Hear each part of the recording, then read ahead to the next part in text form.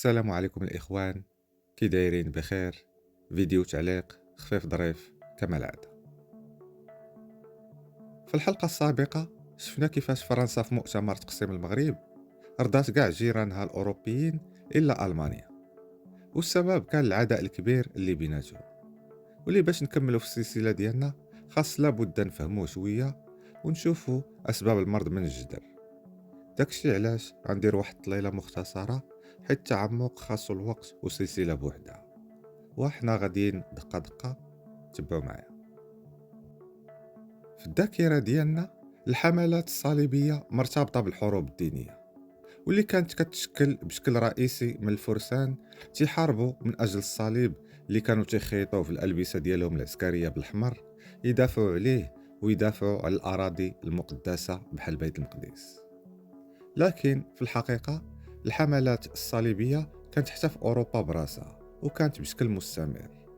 كانت ضد قبائل وممالك ما بغاتش تدخل في طاعة البابا، بغات تبقى محتفظة بالمعتقدات ديالها الوثنية، خصوصا قبائل بولونيا اليوم ولا دول البلطيق. من بين القبائل اللي بقات لهم ذاكرة كانت قبيلة صغيرة دايرة إمارة سميتها بروسيا، بخارطة اليوم هي إستونيا، لاتفيا وليتوانيا. في هذيك الوقيته البابا غيبدا حملة كبيرة في أوروبا باش يدخل كلشي لبيت الطاعة، يسيطر عليهم بالدين، وصندوق التبرعات يمشي للفاتيكان. هذا كان البلان. ألمانيا كانت منتشرة فيها الكاثوليكية وتحت الطاعة ديالو، داكشي علاش غيكلف الكنائس ديالها تعلن النفير من أجل الجهاد ضد البروس، من أجل ابتغاء مرضات البابا.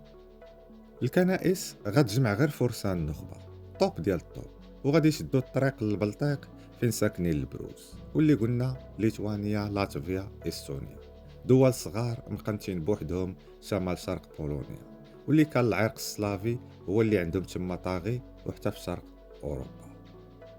الفرسان الالمان مشاو وقضاو على حكام الاماره والوثنيه حتى هي، ونشروا المسيحيه، لكن ما رجعوش حيت عجبتهم الدنيا والعيشه. عرفوا على كاع الاراضي ديالها وردوا سكانها عبيد خماسه فيها.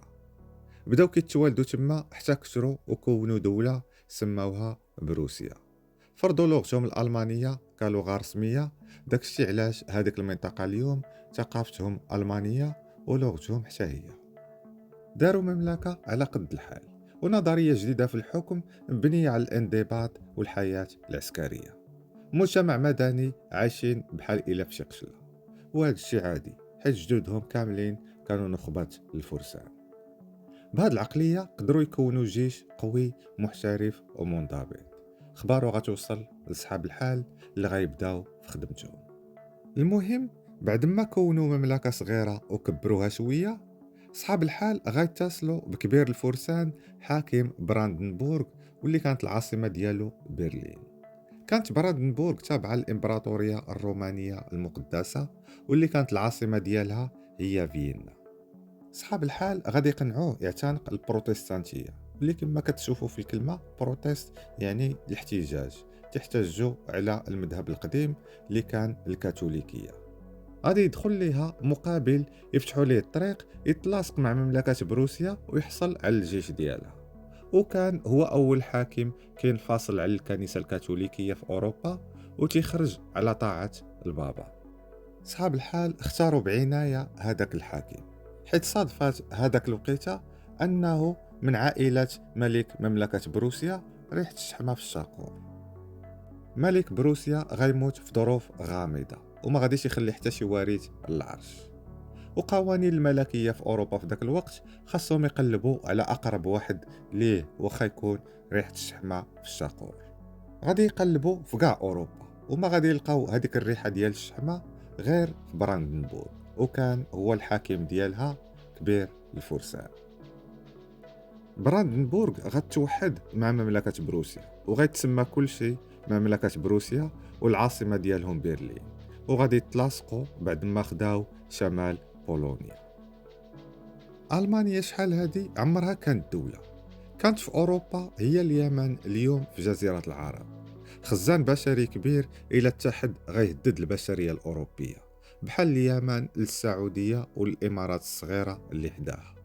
داكشي علاش كانوا ديما في حروب الطوائف كتغديها القوى الكبيرة اللي حداها، مفرتينها الإمارات صغيرة، كل مدينة إمارة فايتين الألفين إمارة، وكل إمارة عندها الملك ديالها وعندها العملة والقصة ديالها. قبائل محاربة لكن غير بيناتها. مملكة بروسيا ولات مملكة محترمة بجيش خطير على جيرانه، كان هو السبب الرئيسي في تدمير الإمبراطورية الرومانية المقدسة وتفكيكها، وحتى في تدمير نابليون. وداك الشيء علاش جابوهم صحاب الحال من آخر الدنيا. الإمارات الألمانية الصغيرة المفرقة بدات كتحس بالفخر بإنجازات بروسيا، كلهم تيهضروا الألمانية وعندهم نفس الثقافة. بدات كتحس بالفخر ديال الانتصار ديالهم على الإمبراطورية النمساوية وحتى على الجيوش النابليونية. تما عاد بدات كتكون الهوية الألمانية اللي عمرها كانت. وزاد قوها الدين الجديد اللي جابوا الرسول ديالهم كارل ريتر، واللي حرر الشعب من العبودية. بعد ما كان عندهم باك فلاح تنت فلاح، واحد بناي غيولد غير بناي، حرفة بوك صحة ممنوع تبدلها أمولاي الصديق. في 1866 غيوصل للحكم الملك فيلهيم الأول، وغيختار حداه مستشار داهية هو أوتو فيزمارك. في ذاك الوقت الإمارات الجنوبية الألمانية كانت مازال تحت التاج ديال الإمبراطورية النمساوية، والبروس ما يمكنش يتوحدوا مع خوتهم بلا ما يعطيو طريحة للإمبراطورية النمساوية. داك الشيء علاش في 1866 غادي يعطيوهم طريحة. قتلوا لهم 100 ألف نمساوي في ضربة خاطفة في معركة سادو، واللي قضات على تاريخ الإمبراطورية النمساوية وريبات لها سنانها ما بقاتش كتعض لحد الآن. بروسيا فرضت على النمسا شروط قاسية وضمت لها الأراضي اللي كانت بيناتها حتى ولات بيناتهم الحدود. هزيمة النمسا دارت بوم في العالم القديم والجديد، خصوصا في فرنسا، واللي الضغط كامل ولا فوق نابليون الثالث، واللي اتهموه انه بقى مربع يديه حتى كبر الوحش الالماني وتحول الماكينه ما كتعرفش الرحمه. نابليون الثالث كان تيشبه الماكرون، شبعان هضره، غايقول الملك بروسيا ميكنا عليك في النمسا، ترجل معانا وميك على المدن اللي بيناتنا في الحدود، القضيه ما محتاجاش نتحاربوا عليها. واتفقوا تبقى القضيه هكذا. لكن في 1870 العافية اللي شعلوا صحاب الحال في التبن وصلت لبعض القنابل اللي كانوا مخبيينها تحته، وبالضبط وصلت لإسبانيا. إسبانيا غيطرى فيها انقلاب جمهوري كان فاشل، لكن الملكة إيزابيلا الثانية كلات الخليع وهربات لفرنسا وسامحات في العرش خلاته خاوي. الملكيون ولاد بورقعة غيديروا وفد وغيمشيو لبرلين عند المستشار بيسمارك.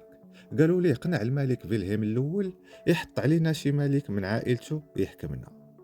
فعلا غادي يقنعوا وغادي يصيفط واحد من عائلته، لكن فرنسا غتمشي كتجري ترغب وتزاوق، خذ كاع القرى ديالك اللي فيهم العرق الألماني وخلي عليك اسبانيا. كانوا خايفين لا يردوهم ساندويتش في وسطو فرماجة. هذاك اللقاء ما كانش حضر فيه المستشار بيزمارك، وجاه التقرير على اللي طرا، طلع عليه الدم حيت كان باغي اسبانيا باش يدور فرنسا. غيشد هذاك التقرير وغيحطو قدامه في البيرو وغيشعل البوله حيت كان عنده الضو، ماشي بحال اليوطي كنشعل غير شمعة. عاود التقرير وكتب فيه ان السفير الفرنسي هدد الملك البروسي بالحرب الا ما خداش ضمانات باش ما يتكررش في هذاك الشيء اللي طرا في اسبانيا. لكن فيلهيم الأول ملك بروسيا تحداهم ورفض الرضوخ للشروط الفرنسية. شد التقرير وصيفطو في برقية لكاع الصحف الأوروبية. غطرة واحد الضجة عالمية حسوا بها لا الفرنسيين ولا البروس بالإهانة من يقراوها. نابليون الثالث أمام ضغط الشارع غيجمع البرلمان وغيعلن الحرب ضد ألمانيا، حرب دفعوا لها بيزمارك، حرب كانت شهادة ميلاد إمبراطورية جديدة في أوروبا. شنو طرا في هذه الحرب وعلى أصحاب الحال بغاو حماية في المغرب ماشي استعمار، والبلانات الأخرى وعلاقات داكشي كامل باليمن غادي نشوفوا إن شاء الله في الحلقة المقبلة.